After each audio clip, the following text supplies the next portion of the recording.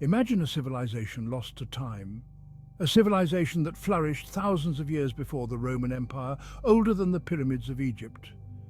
This is ancient Sumer, nestled in the cradle of Mesopotamia, a land where writing was born and cities first touched the sky. Here, amidst the arid plains and fertile river valleys, a civilization rose and fell, leaving behind enigmatic clues to its grandeur. One such clue, a document shrouded in mystery and steeped in ancient lore, is the Sumerian King List. This unassuming clay tablet, inscribed with the wedge-shaped marks of cuneiform script, holds within its fragile form a record of kings stretching back to the dawn of time. More than just a dry chronicle of names and dates, the Sumerian King List offers a captivating glimpse into the Sumerian worldview, their beliefs about kingship, and their understanding of the cosmos. It is a window into the minds of a people who laid the foundations for civilization as we know it.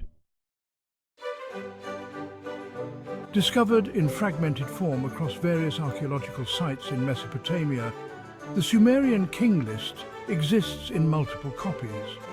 These copies, dating from the late 3rd millennium BCE onward, suggest that the list was not a static document, but rather a living text, copied and recopied over centuries. Each copy offers slight variations in content and arrangement, hinting at the evolving political landscape and the shifting sands of power in ancient Mesopotamia. The list presents a sequence of rulers, their names etched in cuneiform, alongside their cities of origin and the astonishing lengths of their reigns.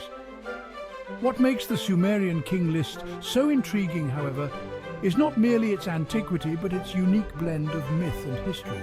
The list seamlessly weaves together accounts of kings who ruled for thousands of years with figures who appear more grounded in historical reality. This fusion of the mythical and the historical offers valuable insights into the Sumerian perception of time, kingship, and the divine forces they believed shaped their world. The Sumerian King List begins with an era shrouded in myth and legend, the time before the Great Flood. This primordial epoch is depicted as a time when gods walked the earth and kingship descended directly from heaven. These early rulers, figures like Alulim of Eridu and Enmerkar of Uruk, are credited with reigns of unimaginable length, some spanning tens of thousands of years.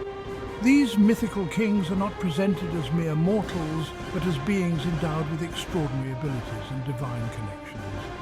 Their reigns are described in terms of cosmic cycles and divine decrees, suggesting a world where the boundaries between the human and the divine were fluid and permeable. This period reflects the Sumerian belief in a golden age, a time when gods and humans coexisted, and kingship was a gift bestowed directly by the divine realm.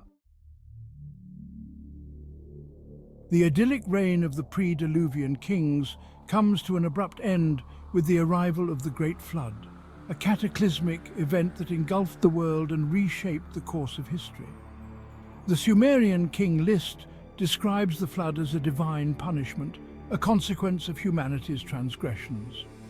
The flood narrative, a recurring motif in ancient Mesopotamian literature, serves as a pivotal point in the Sumerian worldview, marking a transition from a mythical past to a more human-centered present. The flood serves as a symbolic cleansing of the world, a reset button that ushers in a new era. After the floodwaters recede, kingship is once again lowered from heaven, but this time it is bestowed upon human rulers. This transition marks a significant shift in the Sumerian understanding of kingship, from a divine mandate to a more earthly institution, albeit one still imbued with sacred significance.